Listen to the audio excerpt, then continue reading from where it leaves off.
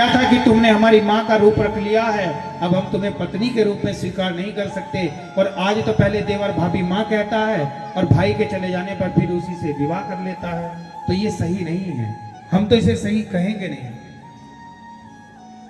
ये तो साक्षात चरित्र पर दाग लगाने वाला है।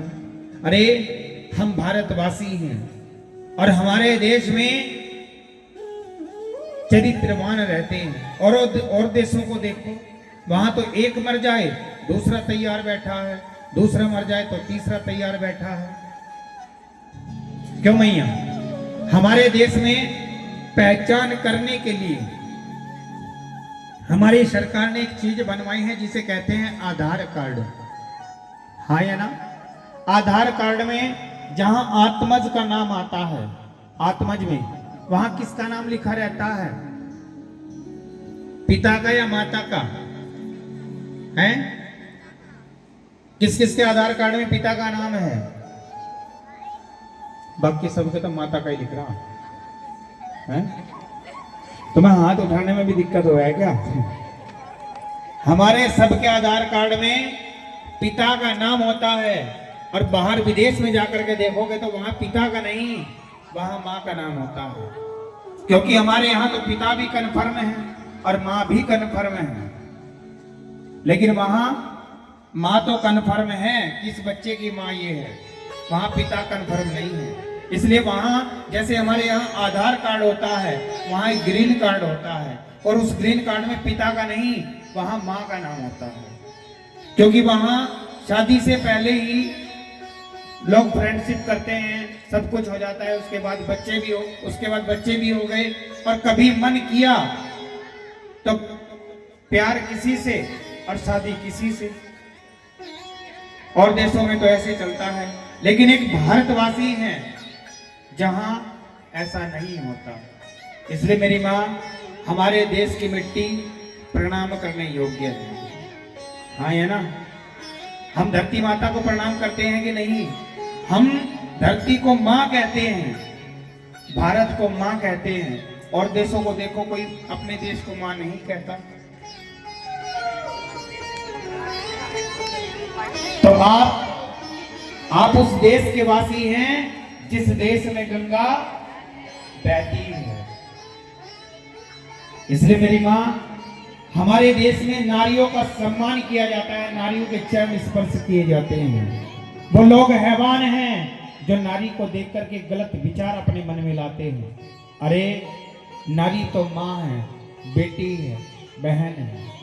जो इस दृष्टि से नारी को देखता है वो कभी चरित्रहीन नहीं हो सकता। इसलिए हमारे देश में नारियों का सम्मान किया जाता है। और धर्मों में देखो, और देशों में देखो, नारी को तो पांव की जूती समझी जाती है। हाँ या ना? लेकिन हमारे देश में नारी को घर की लक्ष्मी बताया गया है। बात सही है कि नहीं? इसलिए कहता हूं कि बेटियों के होने पर, बेटी जब घर में पैदा हो जाए तो मुंह मत उतारा करो, खुश हो जाया करो। क्योंकि बेटियां उसे मिलती हैं जिसमें बेटियां पालने की औकात होती है। और मैं तो कहता हूं कि चंदा की शक्ल हूबहू होती हैं बेटियां, और फूलों पे शबनमी बूंदे होती हैं बेटियां। और बेटा तो तारता है एक ही कुल को, लेकिन दो दो कुलों को तारती हैं बेटियां। बेटे भाग्य से मिलते हैं, लेकिन बेटियां सौभाग्य से मिलती हैं। इसलिए बेटियों के होने पर, बेटियों के पैदा होने पर मुंह मत चढ़ाया करो। बोलिए वृंदावन बिहारी लाल की। इसलिए तो कहा,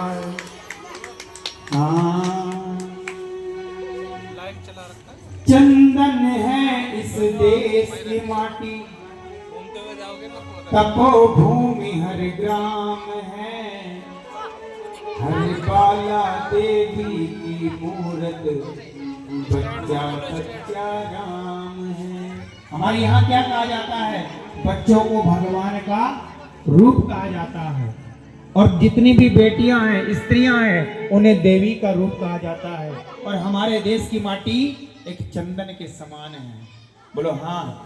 इसलिए तो कहा चंदन है इस देश की माटी, तपोभूमि हर ग्राम है, हर बाला देवी की मूरत, बच्चा बच्चा राम है।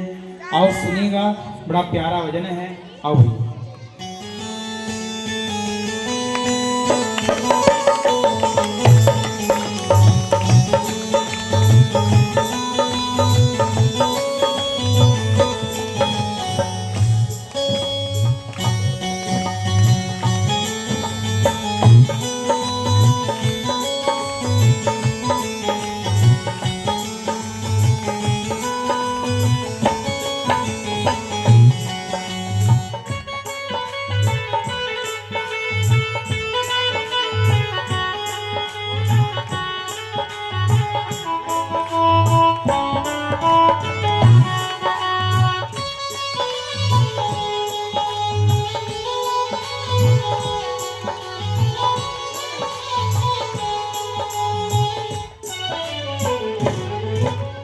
चंदन है इस देश की माटी, चंदन है इस देश की माटी, तपोभूमि हर ग्राम है, हर बाला देवी की मूरत, बच्चा बच्चा राम है, हर बाला देवी की मूरत, बच्चा बच्चा राम है।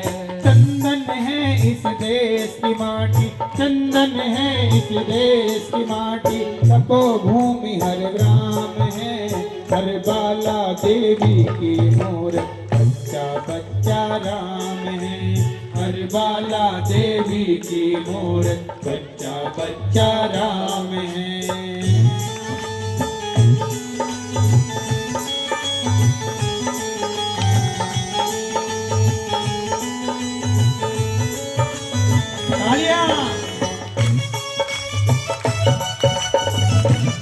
भारत माता की।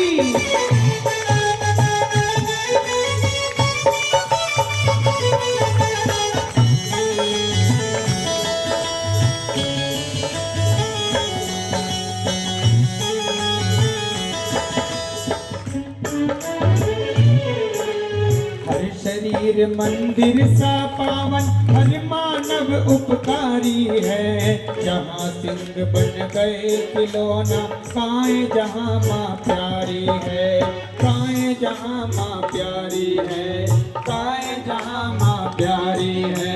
हर शरीर मंदिर सा पावन, हर मानव उपकारी है, जहाँ सिंह बन गए खिलौना, काए जहाँ माँ प्यारी है, काए जहाँ माँ प्यारी है। जहाँ सवेरा शंख बजाता, जहाँ सवेरा शंख बजाता, लोरी गाती शाम है, हर बाला देवी की मूरत, बच्चा बच्चा राम है, हर बाला देवी की मूरत, बच्चा बच्चा राम है।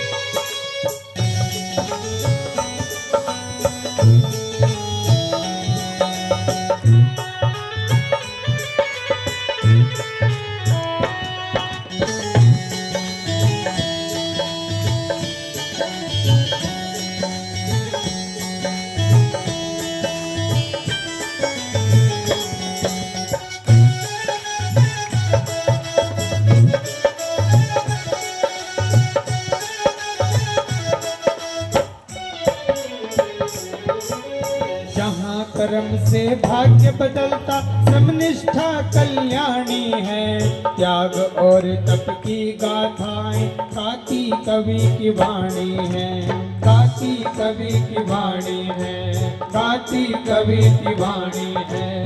जहाँ कर्म से भाग्य बदलता, समनिष्ठा कल्याणी है, त्याग और तप आपकी गाथाएं गाती कवि की वाणी है, गाती कवि की वाणी है, गाती कवि की वाणी है।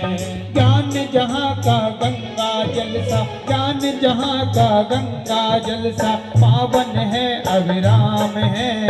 हर बाला देवी के मोर बच्चा बच्चा राम है, हर बाला देवी की मोर बच्चा बच्चा राम है।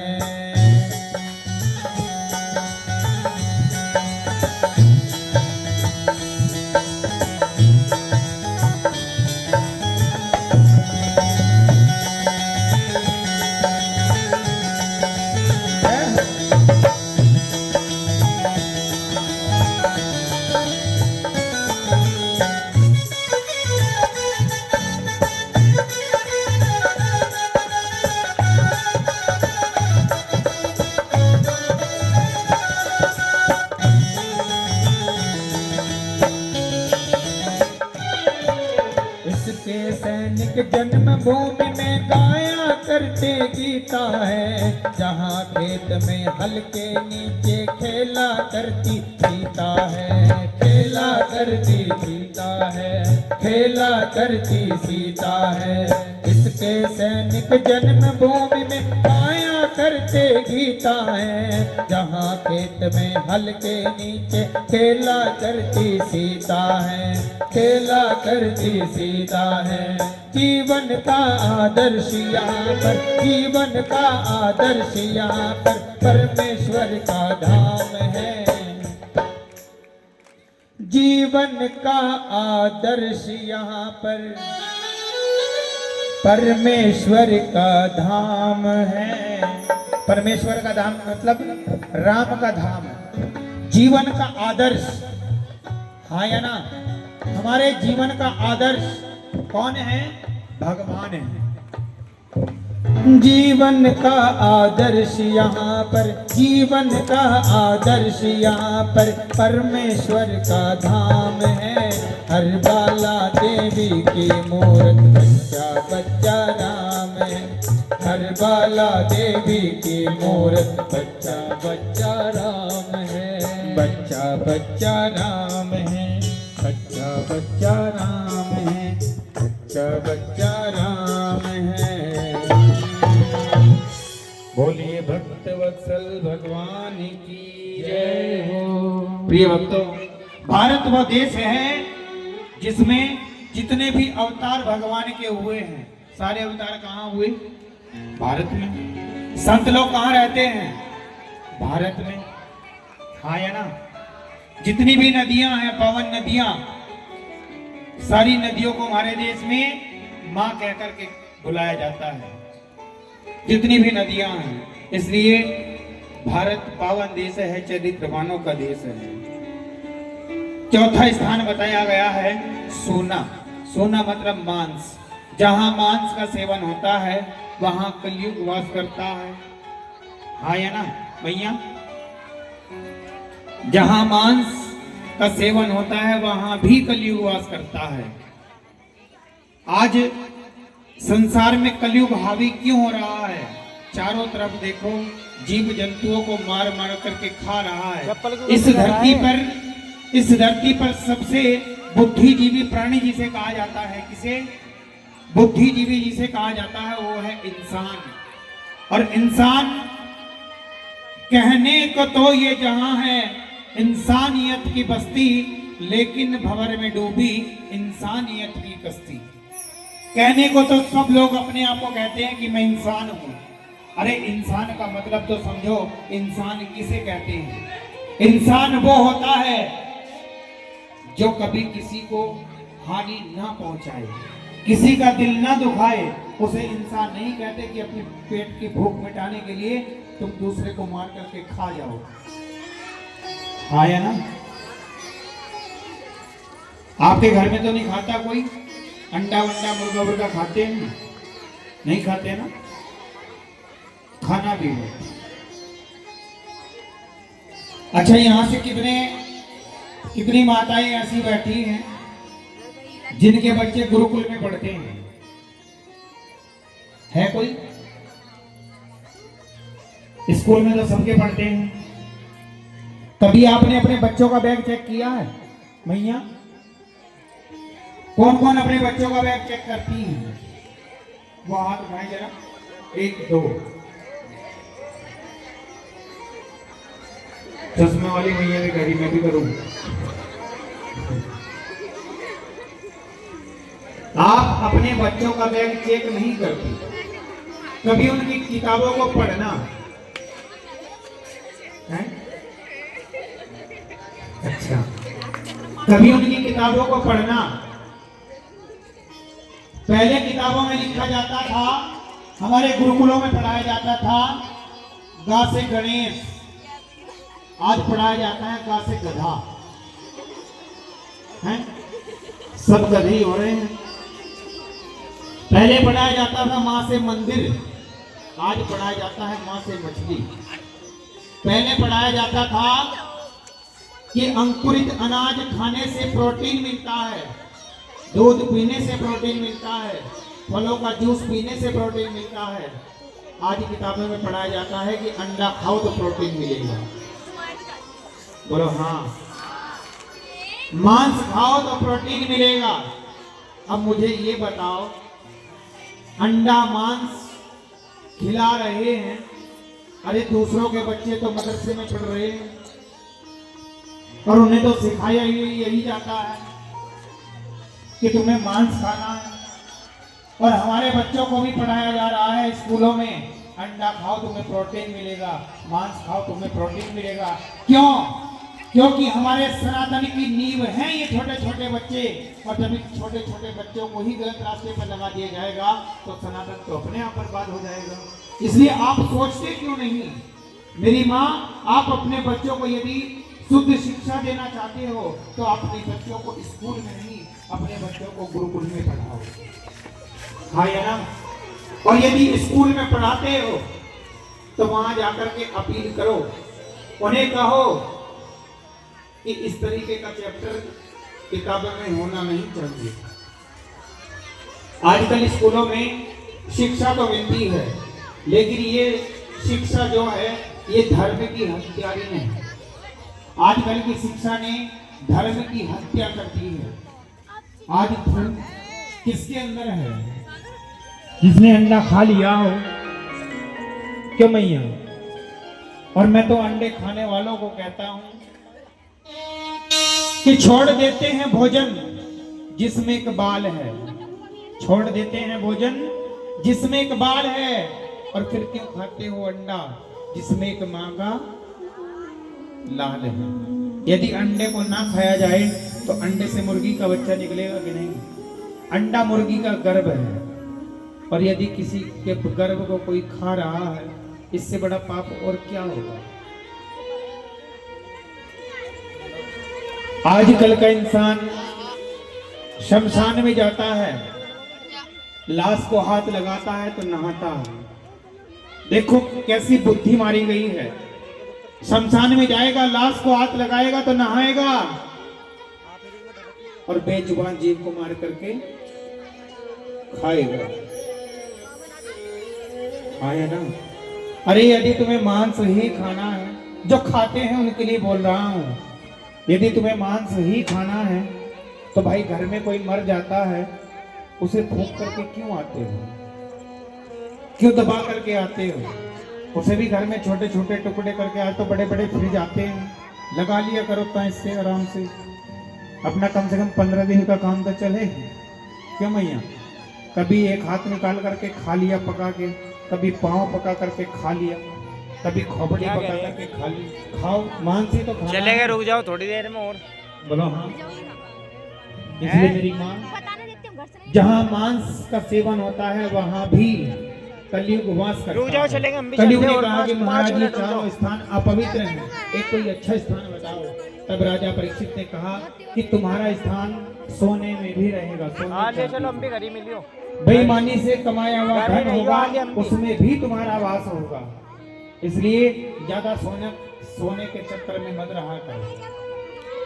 चले रुक जा। मैया सोचती हैं कि सोना महंगा हो रहा है, चलो खरीद के रख लो, फिर बहू के लिए लाइव नहीं यूट्यूब पर डालेंगे, आभूषण बनवाएंगे। जितना ज्यादा सोना घर में रखोगी उतना ज्यादा कलयुग आप पे हावी होगा। बोलो हाँ। क्योंकि कहते हैं कि ये तो लालच है और ये कभी पूरा नहीं होता। सोने चांदी में कलयुग का वास रहता है। आजकल लोग ब्याज का पैसा खा रहे हैं। यदि भाई तुम्हें किसी की मदद ही करनी है तो ऐसे ही कर दो, ऐसे ब्याज का पैसा नहीं खाना चाहिए, क्योंकि वो हराम की कमाई है। बात सही है? या तो दो मत, और यदि देते हो तो उससे कहा करो कि भैया मैं तुझसे कोई ब्याज नहीं लूंगा, लेकिन समय पर लौटा देना बस। यदि भगवान ने आपको सामर्थ्यवान बनाया है तो, नहीं तो ब्याज खा करके पाप मत करो, ये पाप है। पहले के समय में कोई किसी से ब्याज नहीं और जब खाता था उसे चुकाना भी पड़ता था। इसलिए मेरी माँ, जहां बेईमानी का कमाया हुआ धन होता है, क्योंकि कहते हैं कि जैसी करनी वैसी भरनी। भीष्म पितामह को भी कर्ज चुकाना पड़ा था। क्या? पितामह भीष्म को मिली थी बाणों की सैया। क्यों मिली थी? क्योंकि उन्होंने एक सांप को कांटों के ढेर पर फेंक दिया था। जो जैसा करता है वो वैसा भरता है। इसलिए मेरी माँ, भला किया करो। भला करोगे भला होगा, और बुरा करोगे हाँ, भला कीजे भला होगा, बुरा कीजे बुरा होगा। वही लिख लिख कर क्या होगा, यही सबको चुकाना है। मैया जी झूठ मत बोलो, प्रभु के पास जाना है। न हाथी है न घोड़ा है, वहाँ पैदल ही जाना है। हाँ या ना? मैया जी झूठ मत बोलो, प्रभु के पास जाना है। न हाथी है न घोड़ा है, वहाँ पैदल ही जाना है। मैया जी झूठ मत बोलो, प्रभु के पास जाना है। इसलिए हराम की कमाई से बचना। इसलिए तो कहते हैं कि समय समय पर दान करते रहना चाहिए। हाँ या ना? आपके पास जो धन है, क्या गारंटी है कि वो पूरे 100 के 100% बिल्कुल प्योर है, उसमें कोई छल कपट नहीं है? कोई गारंटी है? बोलो। इसलिए कहते हैं कि अपनी कमाई हुई, अपनी जो धन है जो कमाया हुआ है, उसका कुछ % भगवान के चरणों में अर्पण कर देना चाहिए। और जो लोग ऐसा करते हैं, उनका जो बचा हुआ धन है वो कभी बीमारी में नहीं लगता, कभी नुकसान में नहीं लगता। हाँ या ना? इसलिए मेरी माँ, चलो मैं ये नहीं कहता कि तुम कथा में ही दो, जबकि कथा का कार्य बिना दान से संपूर्ण नहीं होगा, लेकिन आप कम से कम इतना तो कर ही सकते हो। फुटपाथ पर जो लोग बैठे हैं उन्हें भोजन खिला दो, पानी पिला दो। अभी सर्दी गई है, सर्दियों में कंबल बांट दिया करो। हाँ या ना? पुरुषार्थ, सेवा, क्योंकि कहते हैं कि तन पवित्र होता है सेवा करने से। तन पवित्र होता है सेवा करने से, और मन पवित्र होता है भजन करने से, और धन पवित्र होता है दान करने से। ये शुद्धि है। इसलिए अपने धन की शुद्धि यदि करना चाहते हो तो समय समय पर दान करते रहा करो। यदि नहीं करोगे तो फिर तुम जानो या राम जानो। हाँ या ना? बोली भक्त वत्सल भगवान की जय। राजा परीक्षित कि सर पे जो मुकुट थी वो जरासंध की थी।